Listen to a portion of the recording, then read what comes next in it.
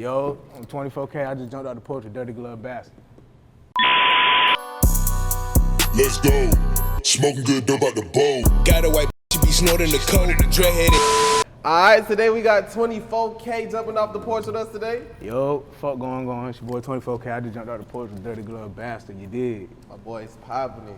How you feeling today, gang? Shit, I'm living. I'm lit, for sure. It's a pleasure to have you here with us today, Appreciate for it. sure. Appreciate it, man. So what you out here working on in Atlanta? Shit, right now I just been shooting videos and whatnot, coming and do interviews, little things like this, you know what I'm saying? Right now I just mostly focusing on dropping these singles, getting them things pushing, moving, rocking, you dig? So that's all my main focus been right now, just sitting back waiting on my turn, for sure. For sure. How would you compare Atlanta to back home to Augusta? Okay, so facts. So ATL, so I was born up through here. I was born like Kennesaw, got Ken and Bankhead, whatnot. So I was like born and stayed there till about 8, 9 years old, and then that's when I moved to Augusta. So like I kind of got both hands like half and half of how both of them go. So the difference between the two, I would say, is like one, the J's. It ain't as many J's. Well, really anywhere, it ain't as many damn J's. And then two, it's like mostly just like the lifestyle, cause it's more country up there. You know, this more city like this, a whole city type shit. You up out and about doing shit. Up there, people just kicking back, drinking, just doing them type shit. So that's why I kind of fuck with being up there, cause it's like that's why I can go to like release and like chill rather than be up and active. I feel that. How would you describe your childhood growing up out there in Augusta? Shit, I mean, a lot of people be like, it's rough. It depends on where you at, but like for me personally, like, cause my pops, you know, he was in that jam a couple of times, so it was like, that's what made it rough on us. So the main thing is like making ends meet is what I would say would be like the hard part. Because it's not hard getting out of there, but it's hard like staying up in there, cause it's like a military base over there too, so a lot of things like are expensive up through there. So for you to be low income and dealing with that, it's like, shit, it is hard, you know what I'm saying? So that's why I say the hardest part is making ends meet up through there, for sure. So when would you say you jumped off the porch? I say I jumped up the porch like 16, cause that's when I started serving, started trapping and serving for sure. Like before that, you know, I smoked a little something, but that's when I got my first sack. That's when I first bought my first zip, was when I was 16, so, and flipped it. So that's when I started copping the bag. Yeah, that's when things started rocking for sure. 16 for sure. For sure. So after that, right, serving bags, what made you decide to go to the Air Force? Get away from doing that shit, like for real. Like I knew I had more that I could do than just sitting back doing what everybody else is doing. Cause that's what everybody else is on, serving this, flipping this, getting bread, getting a little money over here. You know what I'm saying? It was all the same thing, and I'm like, hell no, like I'm trying to get more than that. And then plus that bag is a bag, but it ain't a big bag. You know what I'm saying? I'm trying to go get that shit. So I was like, let me go do something different. And my big brother, you know, he in the military, so it kind of was like transpired from him. Like he kind of like talked me into it a little bit. Like kind of was like, hey bro, you need to get up out of there. I was telling him like, bro, like I kept getting in trouble and shit. So I'm like, what the fuck do I do? Cause I'm like, I can't really get out the area. Cause like I said, it was hard making ends meet back then. So the whole thing was, I'm like, do I do this or do I just sit here and just go to waste type shit, get shot or some shit? You know what I'm saying? The regular shit. You know what I mean? Regular shit being black. So what I did was I was like, fuck it. I just went in there, signed up, like, I gotta do something type shit. I'm gonna be something better than what the fuck everybody else had going on. Did that, went on, it was a story. But the whole thing is, when I did join, it didn't really stick with me because I got my ass kicked out. Before I even got halfway through my contract, so. And that shit was a roller coaster for sure. I just left May 17th. And the whole reason I even got out is because, you know what I'm saying, well, I can't really get that deep in it, but like, basically some gas was in the air, and I mean, shit, yeah. Hey, if I talk too much, I might get fucked up. So that's all I'll say, some gas was in the air, shit went down, a couple folks got locked up. I got out of there. I got the fuck on, so yeah. I'm Gucci. Never again. I feel it though. Never again. How was your military life compared to being a regular civilian? I mean, shit. Military life is just so much like straightforward. You gotta like listen. This person tell you do some shit, you gotta listen. And I'm like, versus civilian, you know, somebody tell you some shit crazy, you like, you don't get the hell up out my face, you know what I'm saying? Like, get the fuck on. But military, somebody come up to you crazy saying shit, you just gotta be like, all right, yes sir, walk off. So that's why I was right, exactly, right. It's like, and you have to.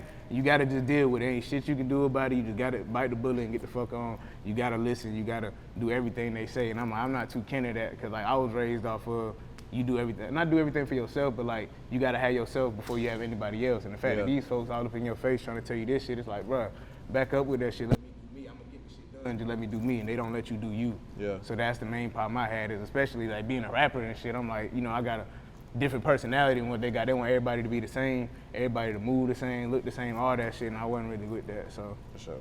that's why I was like, I gotta go ASAP.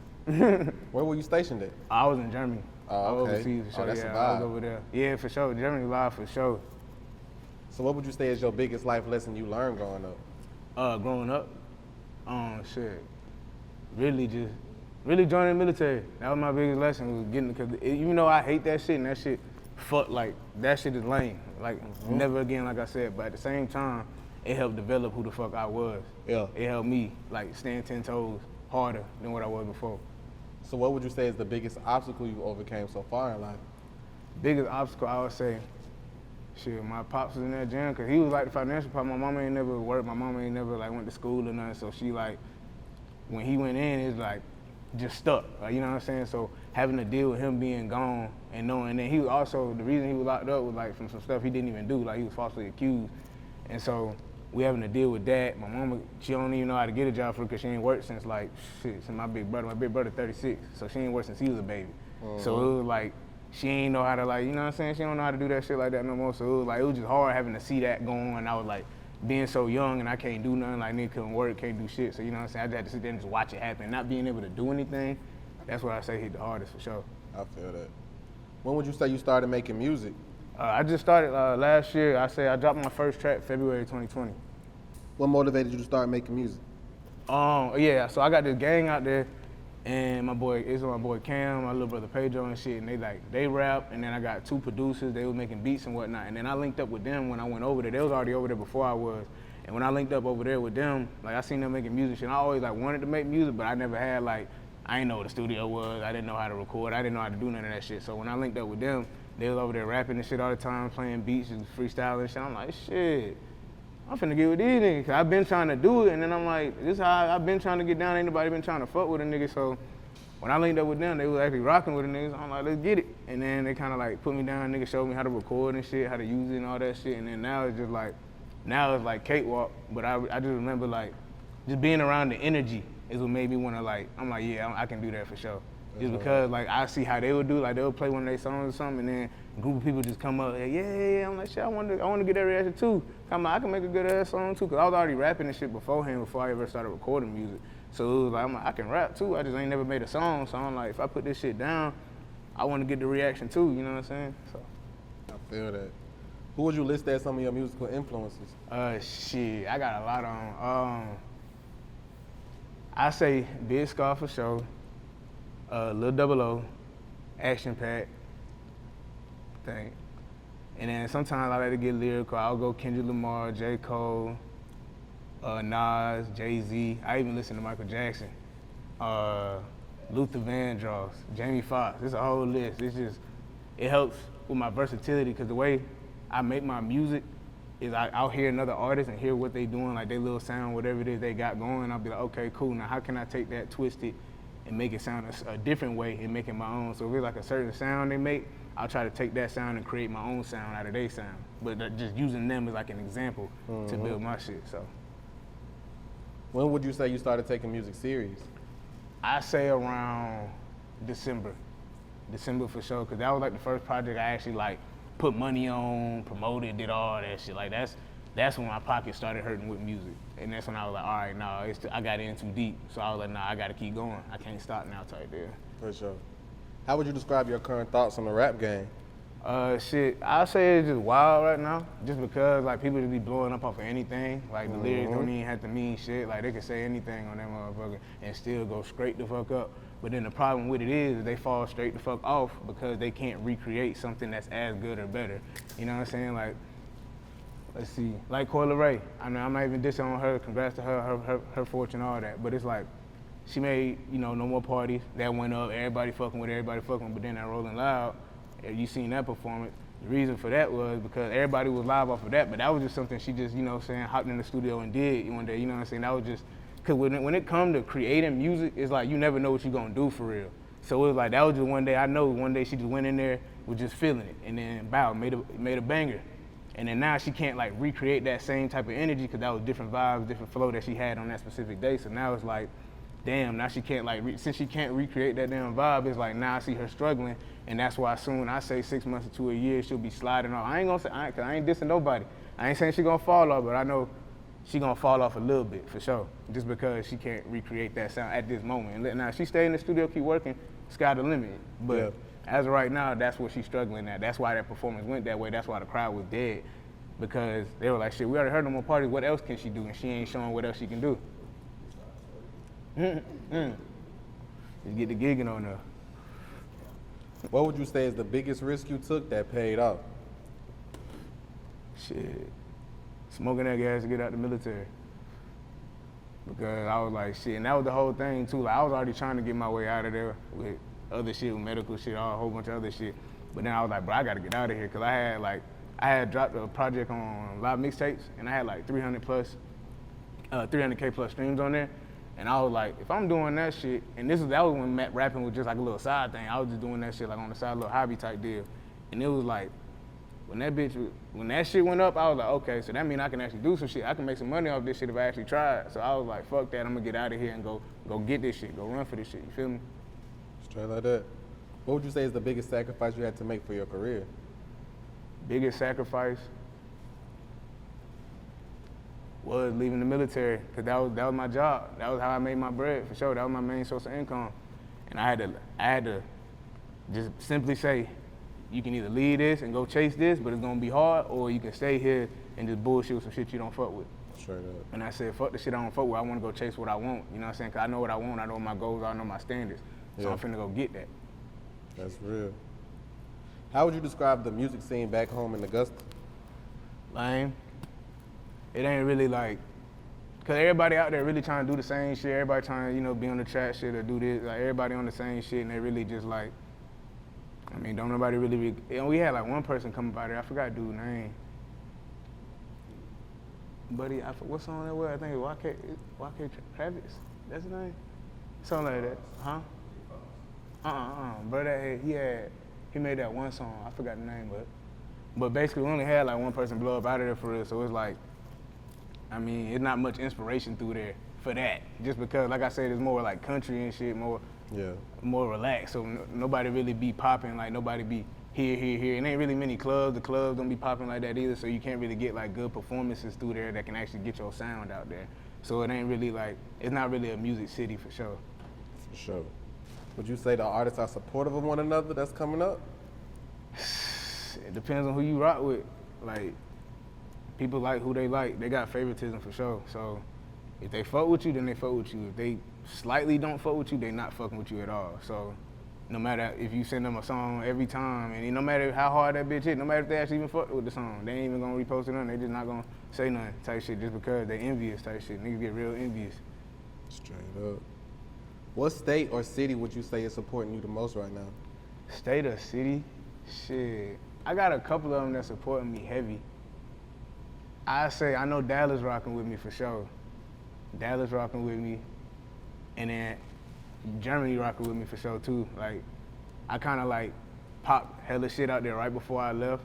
So everybody started rocking with me heavy up through there right before I left. So I kinda took that scene, so now I'm just over here trying to push it over here. Cause like I said, I just got back May 17th, so I flew into Dallas, rocked some shit out in Dallas. Dallas was rocking with me, so now like I'm good over there. I know Bama fucking with me. My boy TSL Fetty up through there, made a song with him. Yeah, so I say Bama, Dallas, and Atlanta for sure. Straight up. How did you get plugged in with DJ Dow Jones? That's my dog. So my manager, he real cool with him. That's the thing. He real cool with him. So he had hit me up and was like, "Hey, you trying to link up with my boy out in Dallas?" I was like, "Who?" And then he said DJ Dow Jones. I'm like, cause I'd already been hearing about him and whatnot from other shit, from people he been linking up with and like just little parties and shit he done been to. So I was like, I already knew who this was before he had even told me. So I was like, damn. And so he was like, shit, he invited you. And Q, which is this other rapper that rap with me and shit, he a part of my team. He had invited us over to his little mansion party. And let me tell you, like, the thing that had it crazy was, man had like 30 scrippers in that motherfucker. But the thing is, you couldn't even tell none of them were scrippers. Like, all of them were just regular girls just chilling. We all just chilling, vibing, me and him talking business, whatever. Now I know where they disappeared. Me and him still talking business. He cooking chicken and shit. It was crazy. I'm drinking hen.